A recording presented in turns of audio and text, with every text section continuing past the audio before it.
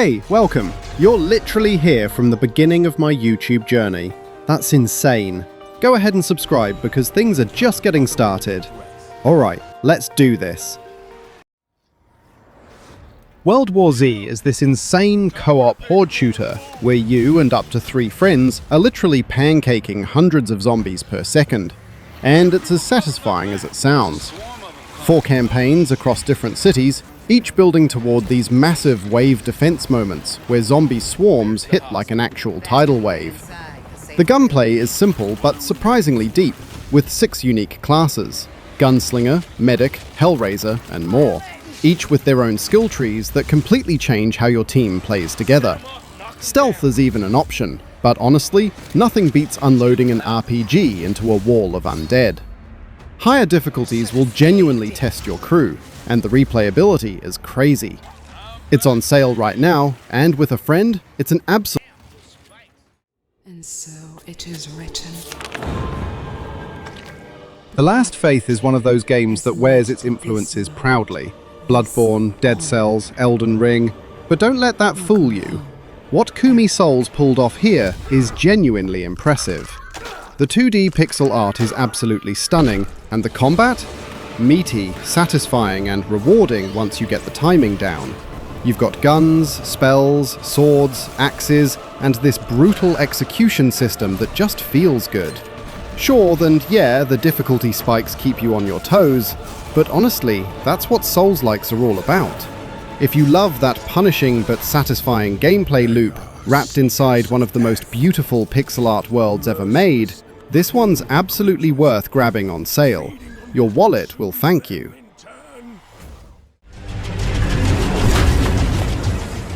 And if you're into Souls-likes, Mortal Shell is one you don't want to sleep on. Now, it's got this really cool mechanic called hardening, where you can basically freeze yourself mid-fight to avoid taking damage, like a get-out-of-jail-free card, and it works. The combat feels weighty and deliberate, the bosses are genuinely enjoyable, and that dark, oppressive atmosphere just hits different. Once you lock in your favourite shell and weapon, you'll find a rhythm that carries you pretty far, and mastering that rhythm is satisfying. It's not the longest experience, but what's there is solid Souls-like fun. And that's exactly why you grab it on sale. You get the best parts of the experience without paying full price for something you'll likely finish in one focused weekend. Definitely worth it.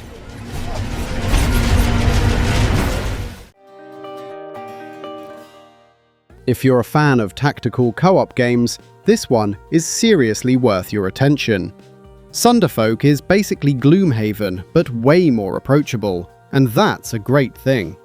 You pick from 6 unique characters, each with their own wild playstyle, like a fire-breathing lizard that literally collects flames to power up spells.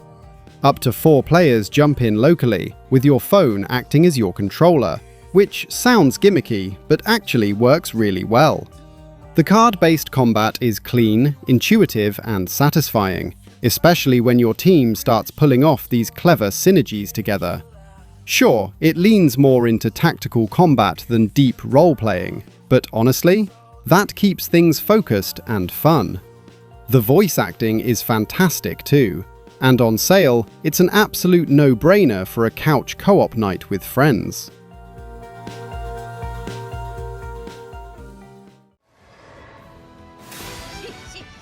Alright, so One Piece Odyssey. Fans of the series, or turn-based JRPGs, listen up.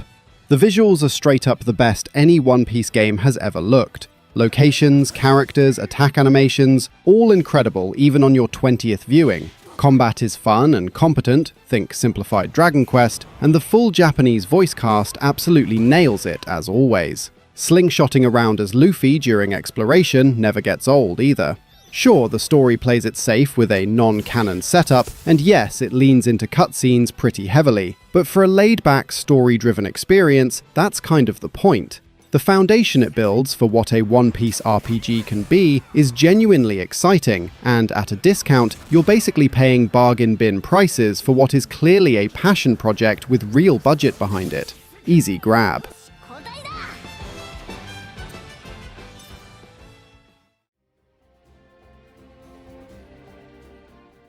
Up next is Octopath Traveler 0. If you've been sleeping on this one, here's the deal. You create your own character, jump into this gorgeous HD 2D world, and the first 50 hours genuinely hook you with a personal, revenge-driven story that hits hard. Combat is classic Octopath. Figure out enemy weaknesses, break their shields, then absolutely unload on them. Except now you're fielding 8 characters in pairs, which adds a fresh tactical layer to an already great system. The side content is massive too. Elite enemies, village building, path actions, easily another 50 hours worth of stuff to sink into.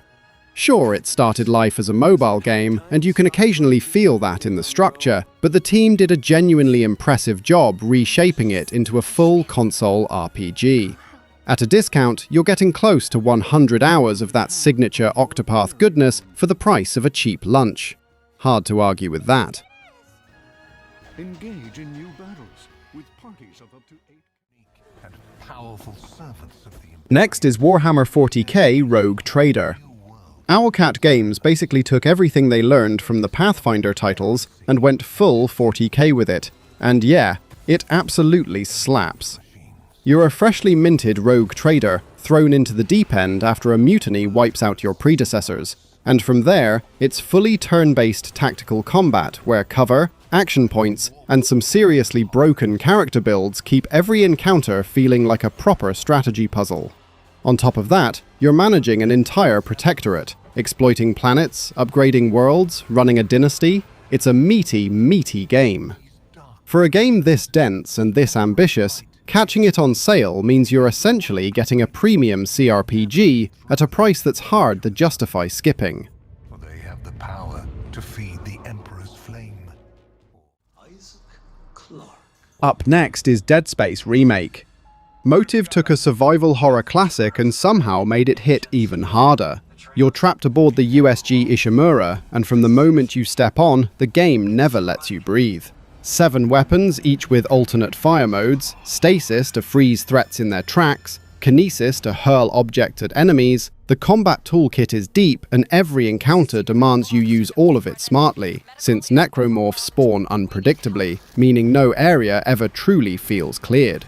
Zero gravity sections open things up further, letting you float freely through some genuinely jaw-dropping set pieces.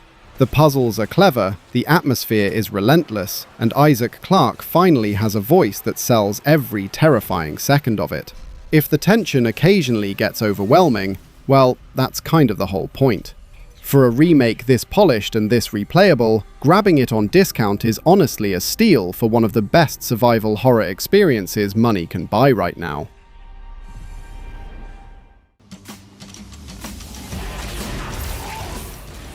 Alright, so Orcs Must Die 3, and look, the name tells you everything. You set up traps, you kill orcs, and it is deeply satisfying. Each of the 18 levels is basically a strategy puzzle, where you're directing orc traffic into your kill zones, and once it clicks, chef's kiss. The third-person combat keeps things moving, so it never feels like you're just babysitting towers. You're actively in the chaos, swinging, shooting, and lobbing grenades into crowds of orcs like a complete maniac. Then the war scenarios throw hundreds of enemies at once onto massive maps, and that's where co-op turns the whole thing into an absolute party. Solo is totally doable too, just expect a satisfying challenge that'll take a few runs to master. It's pure stress relief wrapped in orc guts, and on discount you're grabbing hours of chaotic fun for basically nothing. Worth it.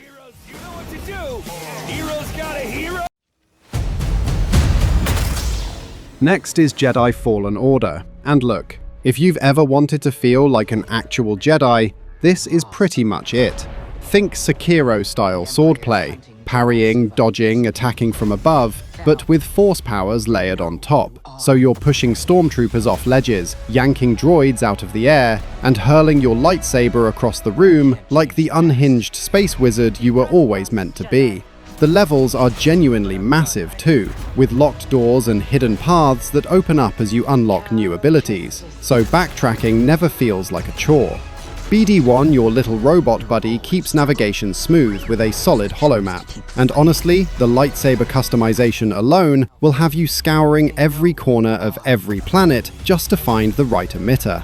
It's a big, gorgeous 20-hour blockbuster that doesn't overcomplicate things. No live service nonsense, no endless grinding, just pure single-player Star Wars goodness. On discount, grabbing this one is an absolute no-brainer.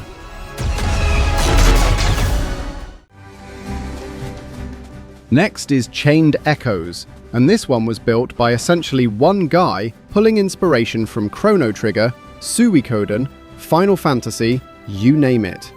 Except he actually understood why those games worked, not just copied them. The combat is where it really shines though. 12 playable characters, 8 in battle at once, and this genius overdrive meter that punishes you for mindlessly spamming attacks and rewards you for keeping things varied and strategic. Sky Armor mech battles shake the formula up even further. And here's the best part: zero grinding. The global level up system means everyone scales together, so experimenting with new characters and skill loadouts is genuinely encouraged rather than punishing. Side quests are few but actually meaty, unique monsters to hunt down, a base to build up. It respects your time without skimping on depth. One developer somehow delivering a full-blown classic JRPG experience that stands toe-to-toe with the genre's greatest hits. On discount, this one is genuinely criminal value.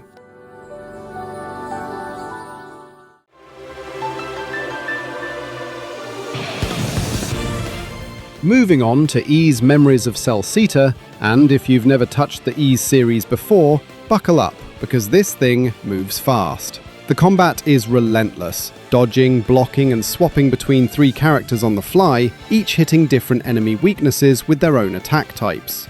Boss fights especially demand you stay sharp and keep rotating, which makes every victory feel genuinely earned. Then, between encounters, you're out in this massive forest, chopping plants, mining rocks, and trading stacks of resources to craft and upgrade your gear. And that loop is way more addictive than it has any right to be. The map even marks every single resource point, so hunting down specific materials never becomes a headache. Running at a buttery smooth 60 frames per second, the action feels incredibly responsive, and the battle soundtrack absolutely goes crazy. For a legendary action RPG series that somehow still flies under the radar, catching this one on sale means you're stepping into one of the most pure and satisfying combat systems the genre has to offer for next to nothing.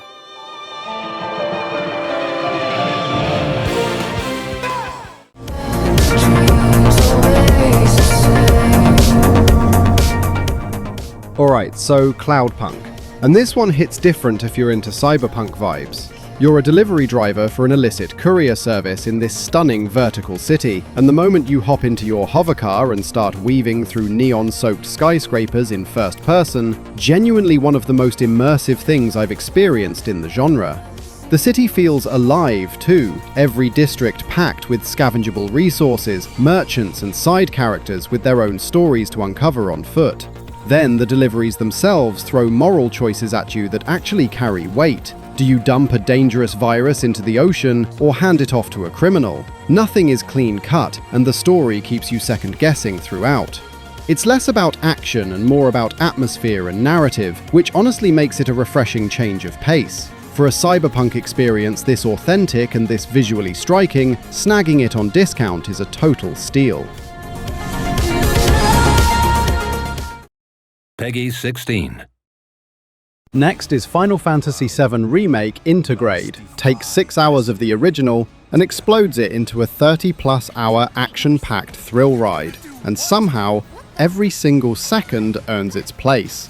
The ATB combat system hits this sweet spot between real-time action and tactical depth, constantly demanding you swap between party members, exploit weaknesses, and chain abilities together under pressure.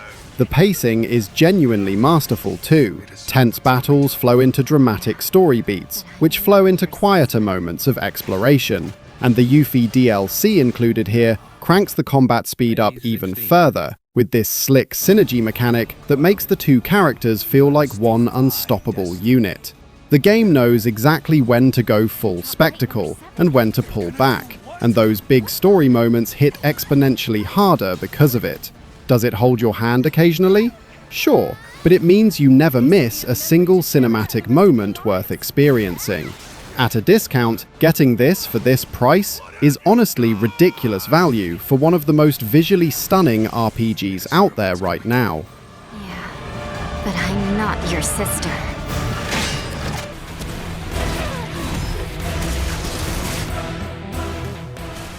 Remnant 2 is genuinely unlike anything else out there right now. Every run is procedurally generated, meaning your dungeons, bosses, and objectives are never the same twice. So no two players are having the same experience, which is wild. The archetype system lets you mix and match classes mid-game, so you could be sending your dog into combat as a handler while sniping from cover as a hunter. And the deeper you go, the more ridiculous and creative the builds get. The boss fights especially are just phenomenal. Some are these intense, intimate encounters. Others are straight-up bullet hell spectacles that'll have your hands shaking. And when you crack the adventure mode, suddenly you've got endless replayable worlds to farm, uncover hidden secrets, and find gear you completely missed the first time around. The worlds themselves are so visually distinct, it never gets old stepping through a new portal, not knowing what's waiting on the other side. Solo or co-op, the sense of discovery here is unmatched, and at a discount, you're getting hundreds of hours of content for a price that's practically criminal. To secure victory.